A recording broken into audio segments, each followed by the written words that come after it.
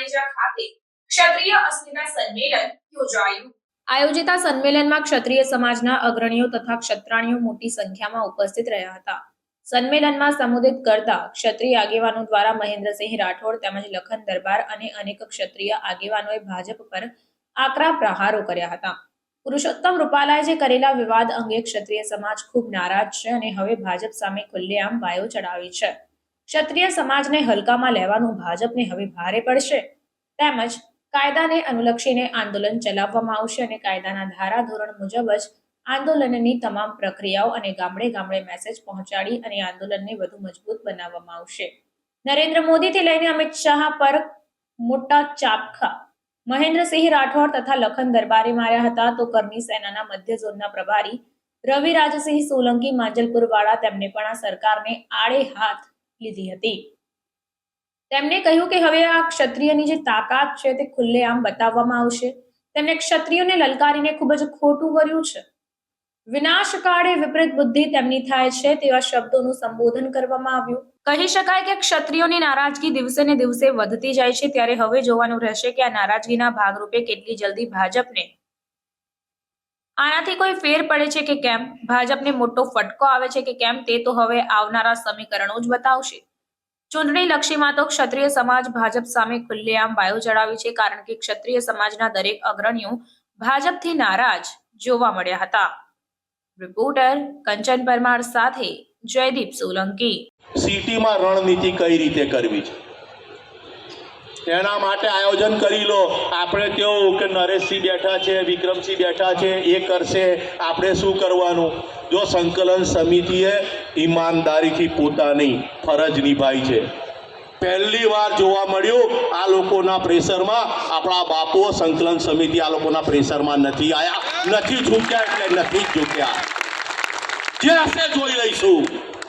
એમનો પહેલો પાર્ટ પૂરો થયો, બીજો પાર્ટ 2 આપણો ચાલુ થાય છે। એટલે આ લોકો કમલમમાં કેમેરા જાળવજો, આપણે કશું નથી માંગ્યું।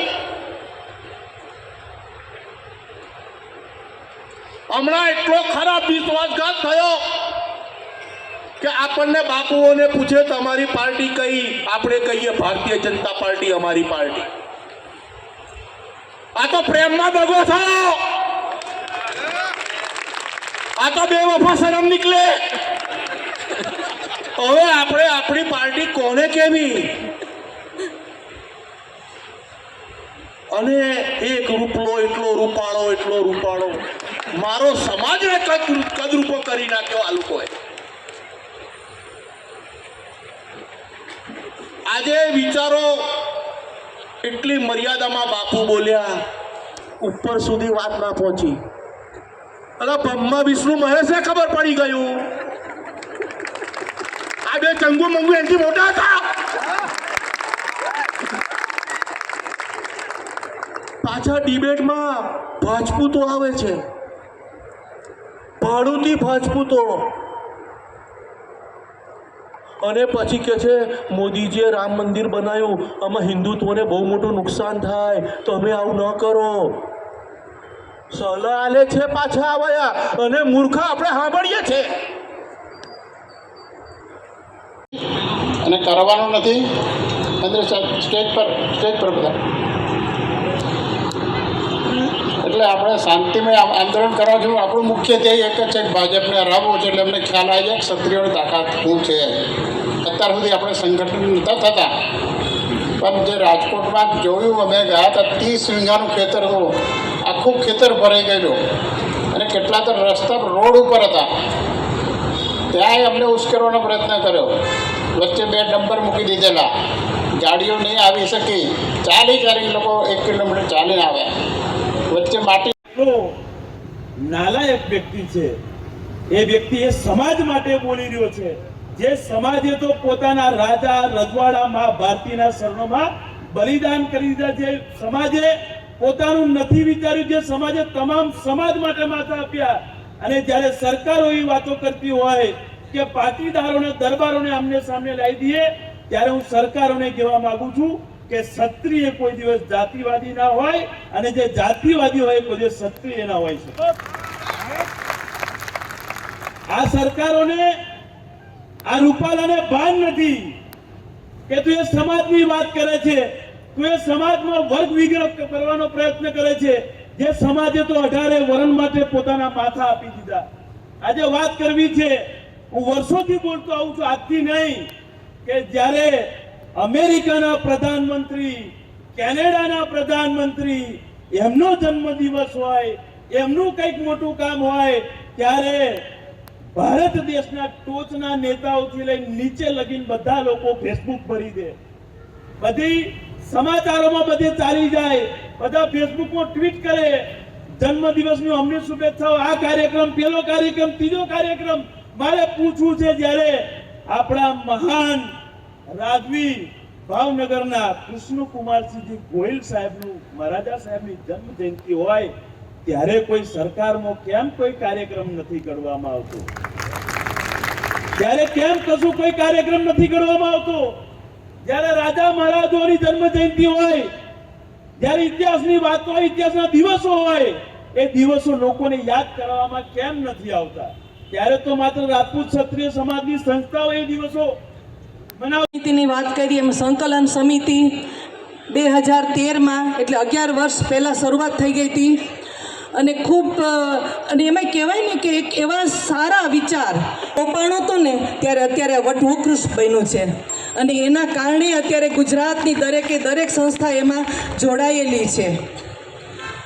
સંકલન સમિતિએ જે અત્યારે આગેવાની લીધી છે ખૂબ જ નાનો છે અને છતાં પણ અમે જે કરી શકીએ છીએ એ વોટથી જ કરીશું. હથિયારોના જમાના અમે હવે ગયા, અમે જાણીએ છીએ, સરકારમાં પણ અમે રહ્યા છીએ, તો બધાને ખબર છે કે અત્યારે કંઈ પણ સિદ્ધ કરવું હોય તો આપણે અહિંસક આંદોલનથી જ કરવું પડશે અને સત્યાગ્રહથી કરવું પડશે. અને હવે તમારે જે વોટ છે એની અંદર ભલે આપણે 5% રહ્યા, આપણે જ્યાં આદેશ કર્યો. અને છેલ્લે હું તો એવું બધાને એક આગ્રહ કરું, તમારા આત્માને પૂછજો, વોટ કરવા જાઓ ત્યારે અત્યાર સુધી આપણને વોટ કરવા જતા હતા ત્યારે આપણને કમળ જ દેખાતું હતું, બીજા કોઈની સામે આપણે જોતા જ નહીં. પરંતુ આ વખતે તમને કમળ તો દેખાવાનું જ છે, પણ સૌએ પોતાના આત્માનો અવાજ પૂછવાનો કે આ વખતે આપણે કોને વોટ આપવો, શા માટે વોટ આપવો, અને આને વોટ આપવાનો જરૂરી શા માટે છે, હું જે વોટ કરું છું શું કામ જરૂરી છે, એટલું વિચારીને વોટ આપજો. હું એવું નથી કહેતો કે તમે કોને આપો ને કોને નહીં આપો, પણ તમે આપણી પછી વિચારીશું કે આપણે શું કરવું છે. પરંતુ એ પહેલાં તમારું જે આંદોલન છે, આપણું જે આ સંગઠન છે, આપણું સંગઠન ગામડે ગામડે ઊભું થવું જોઈએ. ગામડામાં 5 જણા હોય, 5 ઘર રહેતા હોય, 5 જ છત્રી હોય, પરંતુ આપને એક સ્પષ્ટ કહેવા માગું, દરેક જગ્યાએ જ્યારે ક્ષત્રિયોએ જ્યારે નેતૃત્વ લીધું છે ત્યારે કોઈ લાભ લીધા વગર, લાભ લેવાના આશયથી નહીં, ફક્ત ને ફક્ત સમાજને ન્યાય મળે. આજે આપણે ન્યાય માટે સરકાર સામે ઊભા છીએ, આપણે ન્યાય માગીએ છીએ કે અમને ન્યાય મળવો જોઈએ, એ સિવાય આપણી કોઈ વાત નથી કરવાનું. એટલે સંકલન સમિતિ જે 90 સભ્યો છેલ્લે અમે જામનગરની અંદર નોંધાયેલા, રજિસ્ટર્ડ, અનરજિસ્ટર્ડ ટ્રસ્ટો અને સમાજો ઘણા હતા. અમે બધાને એવું કહીએ છીએ કે તમે રજિસ્ટર્ડ થાવ અને તમે પોતાનું આગવું એક સંગઠન બનાવો. તો એ સંકલન સમિતિનો હેતુ હતો એ આ વખતે જ્યારે આપણી નારીની અસ્મિતાની વાત આવી, અને સંકલન સમિતિ કોઈ પક્ષની નથી, ફક્ત ને ફક્ત ક્ષત્રિય સમાજની છે. કોઈ પક્ષના મોટા હોદ્દેદારો અમારી સમિતિની અંદર કોઈ હોદ્દેદાર નથી. જે કંઈ હોદ્દેદાર છે એ સંકલન સમિતિના જે 11, 12, 15 જણા જે કોર કમિટી છે એના કયા પ્રમાણે જ કરવાનું છે. અને એને કારણે જ આ સંગઠન એ રાજકીય નથી, એટલે જ આપણે ટકી શક્યા છીએ. કેમ કે રાજકીય સંગઠન હોય તો માનો કે કોંગ્રેસ હોય તો એમ થઈ જાય કે કોંગ્રેસ પ્રેરિત આખું આંદોલન છે. નહીં, કોંગ્રેસ પ્રેરિત આ સંકલન સમિતિના કોઈ આગેવાન નથી કે નથી ભાજપ પ્રેરિત. આપણે તો ફક્ત આપણા હક માટેની આ લડાઈ છે, હક માટેનો સત્યાગ્રહ છે, હક માટે આપણી જે અસ્મિતાની ઉપર જે ઘા કર્યો. બાપુએ ઘણું કહ્યું કે વર્ષોથી આપણે અમુક બાબતો જતી કરતા હતા, પરંતુ આ બધું ભેગું થયું ત્યારે એક નવો જ અવાજ ઊભો થયો.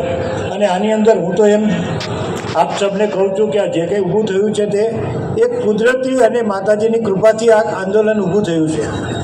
અમે બધા એને કહીએ છીએ કે આ સંકલન સમિતિ તો ફક્ત બહોળું છે, અમે તો એક વ્યવસ્થા છે. સંકલન સમિતિનો હેતુ આની અંદર બહાર આવવાનો એટલો જ હતો કે આપણા યુવાનો ગેરમાર્ગે દોરાઈ ના જાય. કોઈ જે લોકો આંદોલનકારીઓ છે એ તોડફોડ તોફાન કરી અને પોતાનું કરીને છેલ્લે સાઈડની અંદર બેસી જાય. સૌથી પહેલાં જ પોલીસની ગાડી આવે એટલે નેતાને પકડીને મૂકી દે અને બહાર મારાથી અલગ થઈ જાય, એવું પહેલાંથી વિક્રમસિંહ સાહેબે મેળવ્યું. સંકલન સમિતિ એટલે એક એવો વિચાર છે કે આપણે બધા ક્ષત્રિય તરીકે ગુજરાત રાજ્યમાં જેટલી સંસ્થાઓ, જેવું કે કોઈ ટ્રસ્ટ છે, સમાજ છે, માનો કે અહીંયા સૌરાષ્ટ્ર કચ્છ રાજપૂત સમાજ ચાલે છે, વડોદરા યુવા સમાજ ચાલે છે, તેમજ અન્ય માનો કે મહાકાલ સેના છે, કરણી સેના છે, આવી રીતે દરેક જિલ્લાની અંદર ટ્રસ્ટો અને સમાજો ચાલે છે. તાલુકા હોય તો ભાઈ વડોદરા તાલુકા ક્ષત્રિય સમાજ, એમ નાના સમાજો બધા ભેગા મળીને અમે સૌથી પ્રથમ હું ગોરાસુ આપણે ધોલેરા પાસે છે ત્યાંથી અમે જોડાયેલા મારી સંસ્થાની સાથે. તો એમ કરીને બાપુનો એક મોટિવ અને એક હેતુ એવું છે કે સમગ્ર રાજ્યની અંદર આપણે ક્ષત્રિયોનું એક મજબૂત સંગઠન બનાવવું અને એ સંગઠનને એક સમિતિ લીડ કરે. સંગઠનની અંદર દરેક પ્રકારના વ્યક્તિઓ હોય છે, પરંતુ જો એના લીડર પીઢ હોય, સાથે સાથે યુવાનોને પણ પૂરતું પ્રતિનિધિત્વ હોય. કેમ કે પીઢ પેઢી જતી રહેશે પછી કોણ પાછળ સાચવવાનું? તો યુવાનોએ છે. એટલે અમે સંકલન સમિતિની અંદર દરેક જગ્યાએ યુવાનોને પ્રતિનિધિત્વ પ્રથમ આપી અને વડીલોનું કામ માર્ગદર્શન કરવાનું છે કે ભાઈ. સૌ પ્રથમ સૌને જય માતાજી. આજ રોજ માનેજામાં રાજપૂત ભવનમાં ભેગા થયા છે એના માટે કે શાંતિથી પ્રેમથી બહુ જ વાતો કરી અને ગાંધીજીના માર્ગ પર ચાલેલા, પણ હવે કહીશું કે હવે મહારાણા પ્રતાપ અને શિવાજીના માર્ગ અપનાવીશું. એનું કારણ છે કે ચમત્કાર વગર નમસ્કાર નહીં કરે. અને ઇતિહાસ ગવાહ છે જ્યારે બદલાવ આવ્યો છે તો ખાલી ને ખાલી યુવાનો લાયા છે. તો હવે પહેલાં વડીલોએ જે ચાલુ કર્યું છે, વડીલોને વંદન છે, પણ હવે જે યુવાનો સ્ટેપ લેશે.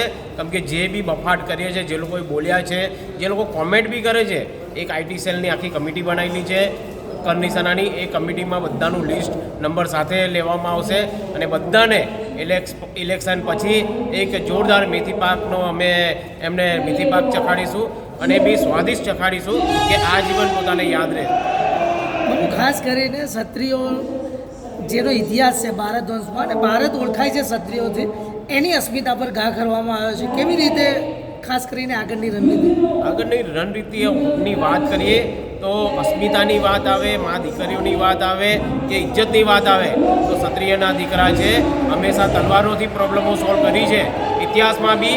પણ હવે આ યુગમાં નવો ઇતિહાસ બનશે અને એ ટૂંક સમયની અંદર બધાને નજર પડશે કે ક્ષત્રિયો જાગ્યા છે. અત્યારે ખાલી શાંતિથી પ્રેમથી રહ્યા છે, પણ હવે ઉગ્ર થઈને આ લોકોને બધાને ખોરીને ચૂનીને એમને અમે મેથી પાકનો પ્રસાદ આપીશું અને પ્રેમથી બહુ સારી રીતે આપીશું. આપણું પરિચય રવિરાજસિંહ સોલંકી, શ્રી રાજપૂત કરણી સેના મધ્ય ગુજરાત પ્રભારી. સમાચારોની ઝડપી અપડેટ માટે હમણાં જ જન અર્પણ ન્યૂઝ ચેનલને લાઇક, શેર અને સબસ્ક્રાઇબ કરો.